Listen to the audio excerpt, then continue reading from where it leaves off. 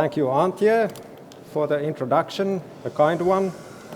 Thank you all for being here today. Always exciting to be speaking at the RFID Wireless Tomorrow event. Done it a few times and glad to be here again. And as outlined, I will be talking about how tagging of automotive parts is done right. I will emphasize the importance of numbering structures, and I will also tell you why it's important. But before we go there, it's been a few really strange years for us, and we are now in a new normal. So I wanted to share you a graph which I found from my favorite newspaper or publication, The Economist, about a month ago. It's a global normalcy index. Normalcy, I didn't even know that word exists. They built an index based on 8 factors that describe the behavior of us all, whether we go to shopping malls, whether we travel, we are planes, whether we use public transport, whether we visit sporting and cultural events. So they put all these factors together and they arrived at the normalcy index. And this graph here, on the x-axis we have time from February 2020 until August 22. The red line here, China, starts low because they were in lockdown already before February. But you can see the normalcy across the whole world just plummeting when the World Health Organization declared pandemic. And then starts the recovery. There's the first vaccination, then there's Delta variant, then there's Omicron variant. You can see how different regions reacted in a bit different way. A lot of details in the graph, but what is the most important as we look to the last months here, we are almost back to the normal, but the new normal is different. We do pretty much the same things we did before the pandemic hit, but we are doing those things in a different place. We work from home, we meet our customers from home, we enjoy culture and sports from home. So sort of the same things we did before the pandemic, but just in a different place. So with that in mind, I am just thrilled to see so many familiar faces here in the crowd, a few new ones for sure as well. So thank you very much for coming over to Wiesbaden. A few remarks on the terminology, just so you can more easily follow the presentation. So RFID, it's a broad term. There's many different technologies underneath RFID. You have NFC, you have active RFID, and then you have UHF RFID, the passive one. RAIN technology uses specifically the GS1 EPC Class 1 Gen 2 protocols or the ISO 18063 protocol. So that's RAIN. I will be speaking of RAIN today. And for numberings, a few additional terms.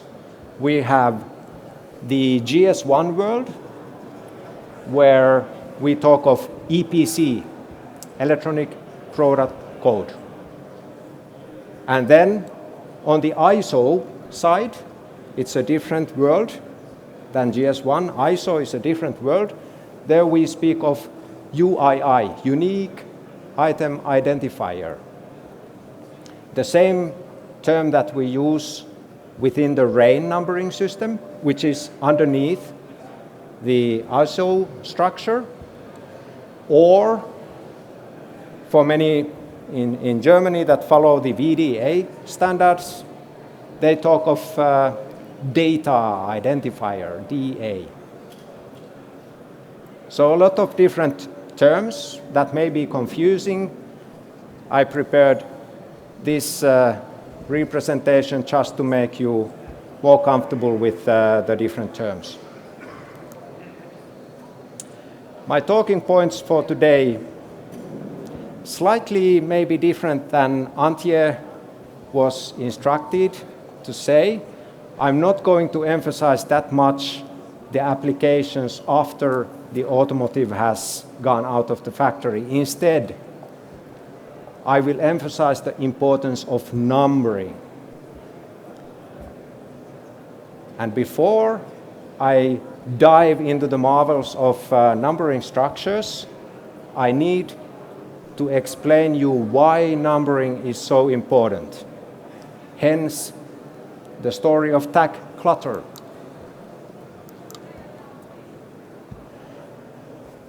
This is the finishing line from Italy, Sorrento Positano Ultra Marathon Race in 2018. The lady in the center is Miss Noora Honkala, a Finnish ultra runner, who just won the race. It's 54 kilometers, I guess, uphill. Took her about 2 hours. And she won the same race many times after that. But I use this picture when we hire new people to Voyantic, new Voyanticians, as we say. Because in this picture, we can actually see the basic building blocks of a RAIN system. Starting with tags and tagged items. In this case, I wouldn't say the runner is a tagged item. Instead, the racing bib is a tagged item. In the racing bib that I have, you have 2 RFID labels on the backside. So tagged items applies to all RAIN systems. Underneath the finishing line, you can see 2 antenna arrays on the tarmac. So those antennas and the readers connected to those antennas, they obviously capture the unique identifiers as the runners cross the starting line and the finishing line. What the timing system does, it combines the timestamp together with the unique identifier of the runner. And based on the timestamps, you then have a race timing system that calculates the race time. This is not rocket science, but very fundamental way of how RAIN works. And as there's a system that knows the individual race time for an individual contestant, obviously then that information is passed to some other system that maybe gives you result service on your mobile phone, or then just the time on top of the finishing line.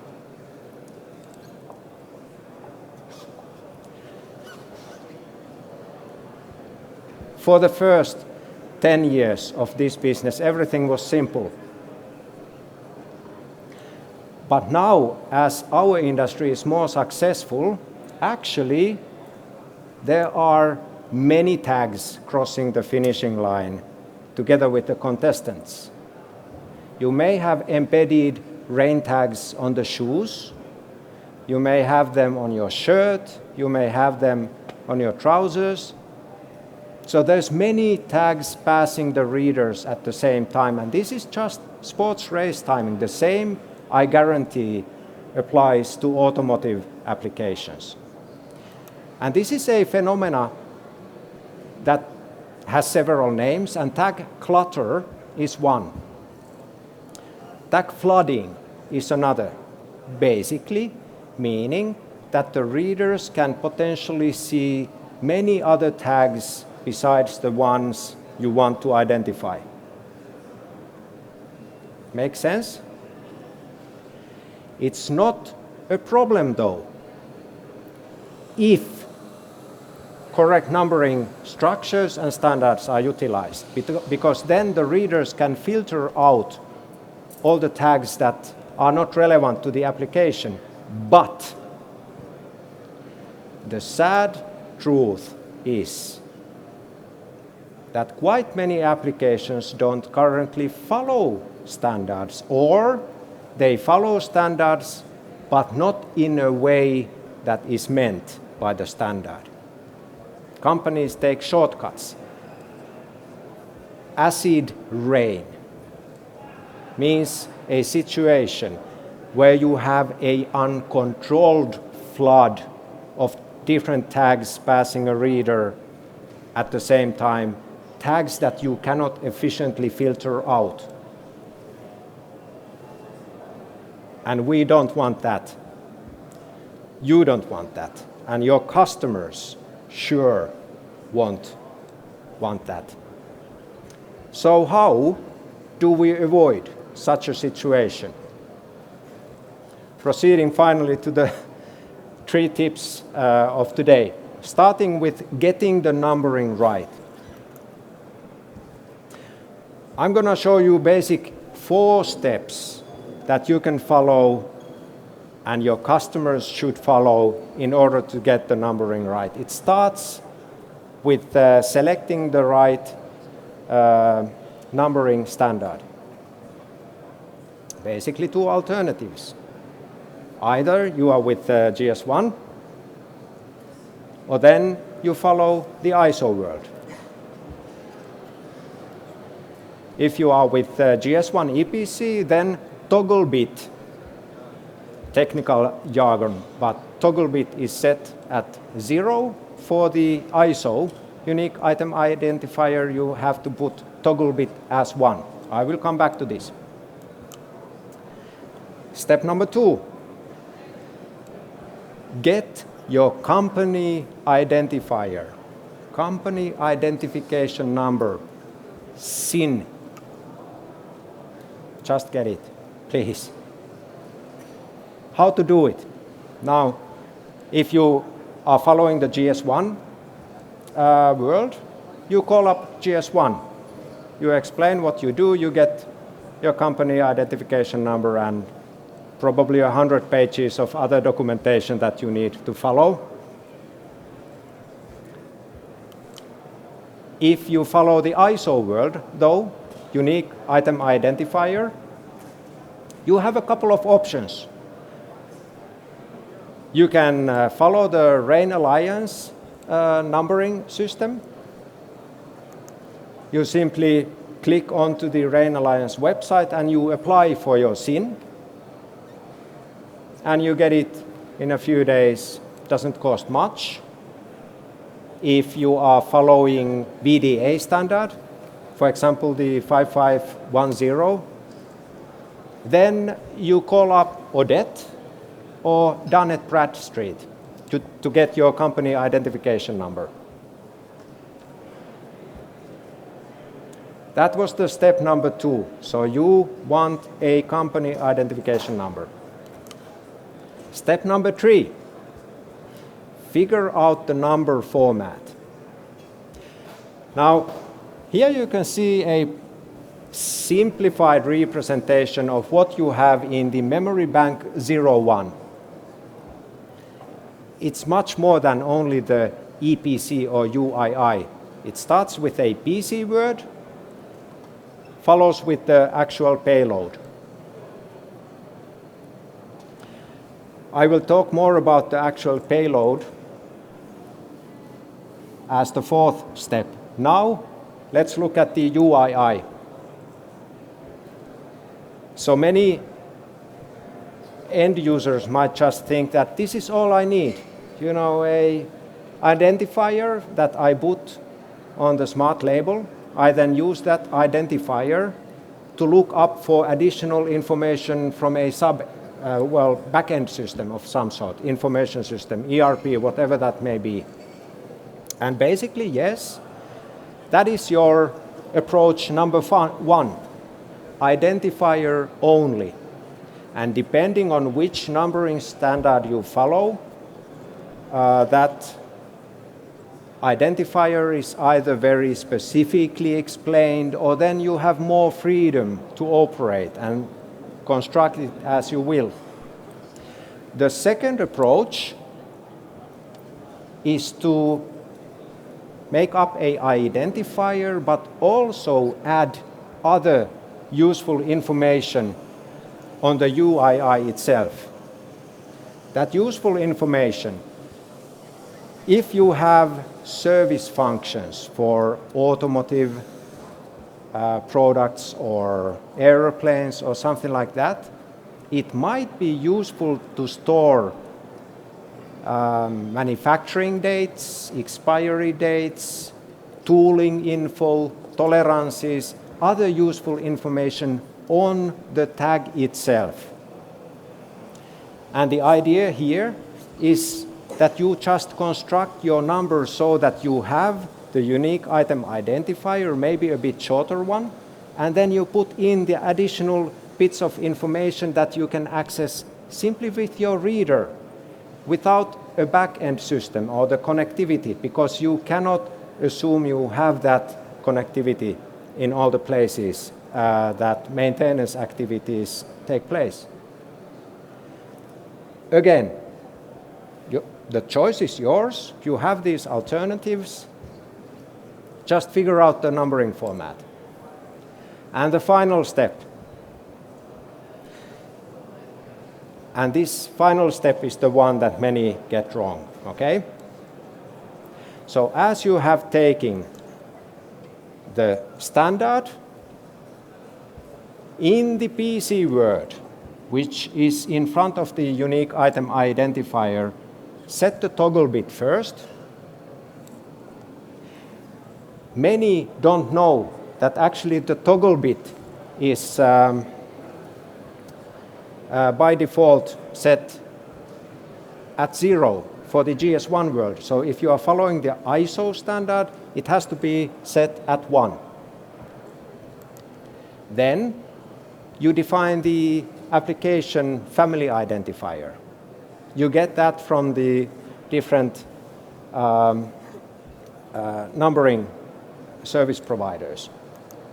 Finally, you add the SIN that you applied for, and then you complete the job with your unique item identifier. If you follow this process, then your numbering structure is correct, and the readers can efficiently filter out all the unnecessary, unwanted tags from the field of the reader. Simple? Not always. Doable, absolutely. Step number 2, or the tip number 2, protect your identifiers. So, as you have done your encoding work for the tag, you have the invisible bits right, you have the unique item identifier right. Anyone can read your tag, anyone can actually write, lock, or even kill your tag. And you don't want that. Instead, what you want to do is you want to protect the payload by setting the password and locking the memory. Thereby, everyone can still read your tag, but they cannot write or lock or kill the tag. And by anyone, I mean vandals, I mean idiots, mistakes. You want to prevent mistakes, and this is the easy way to do that. Also an easy thing to forget to do. Please do it. To the third tip of today. I still have 5 minutes, right? Good. The upper ETSI band.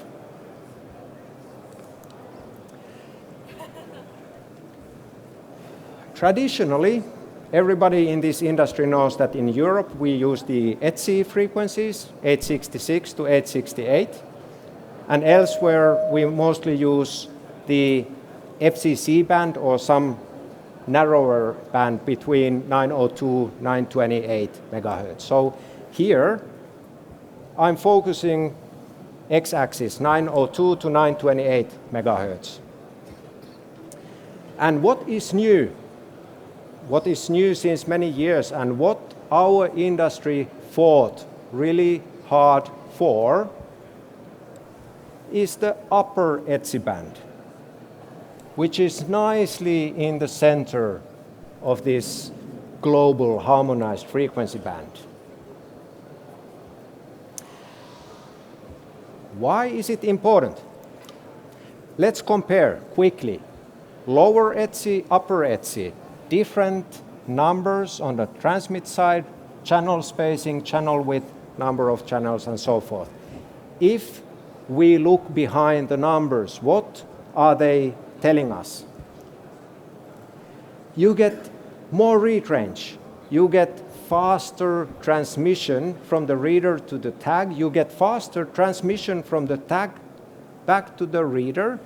And even the backscatter allowance is greater. It's like Christmas, 365 days a year. Really.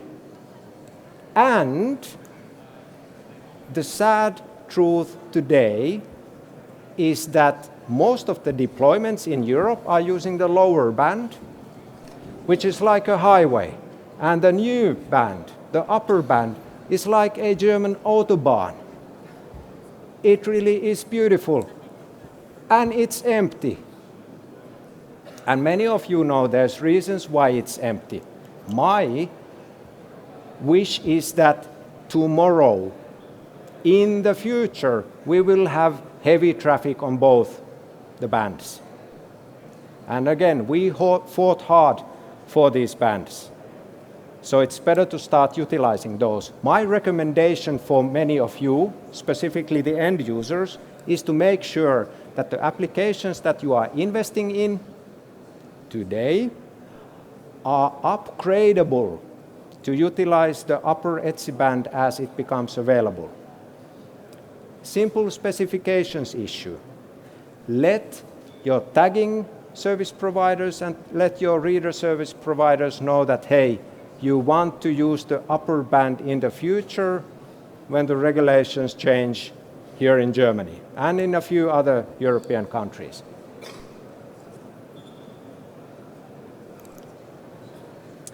Good.